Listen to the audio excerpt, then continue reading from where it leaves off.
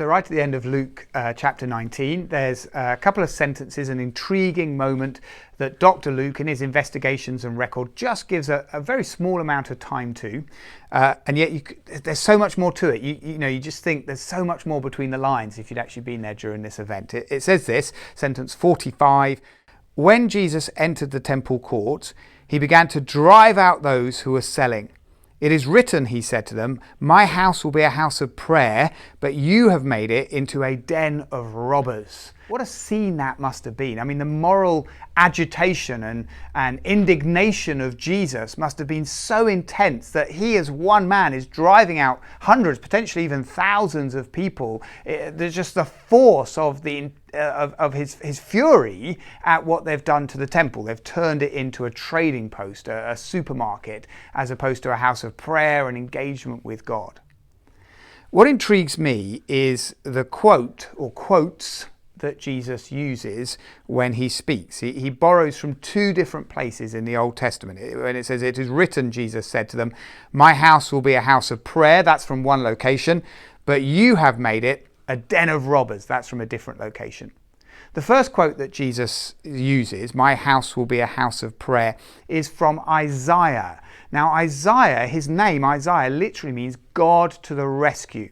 And Isaiah, it's a very long, 66 chapters, very long prophecy story book written by or recorded the words of Isaiah. But its big thrust is that God is coming to rescue. Isaiah's name gives that away, God to the rescue. He's coming to rescue. He's going to establish a new citizenship and a new city for God's people to live in with a new king. That's the great summary of Isaiah, citizenship, city, and king as God comes to the rescue. That's where Jesus first quotes from, my house will be a house of prayer.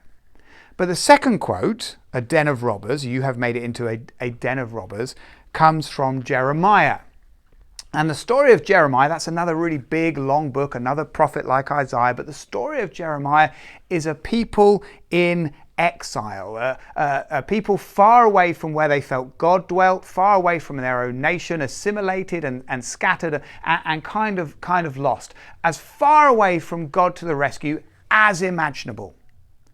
Now, with the arrival of Jesus, Jesus is saying Isaiah's time has come and Jeremiah's time has ended. Or the message of Isaiah, God to the rescue, with a new citizenship and a new city and a new king, that time has now come with my arrival, says Jesus. And the den of robbers time, the Jeremiah in exile, far from God time, that time is coming to the end. He comes sweeping into the temple and he cleans out the den of robbers and he introduces the house of prayer. He cleans out the time of God not being with his people and the people being exiled and far from God, and he brings in the Isaiah God to the rescue time as the new king with the new citizenship and the new city that is coming.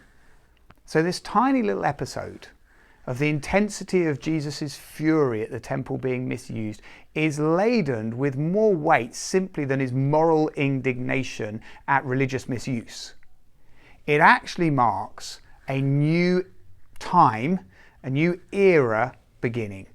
He is pushing out the era of Jeremiah, the den of robbers time, and bringing in the era of Isaiah, the God to the rescue time.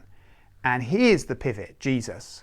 He is the linchpin that makes the difference and makes the transition.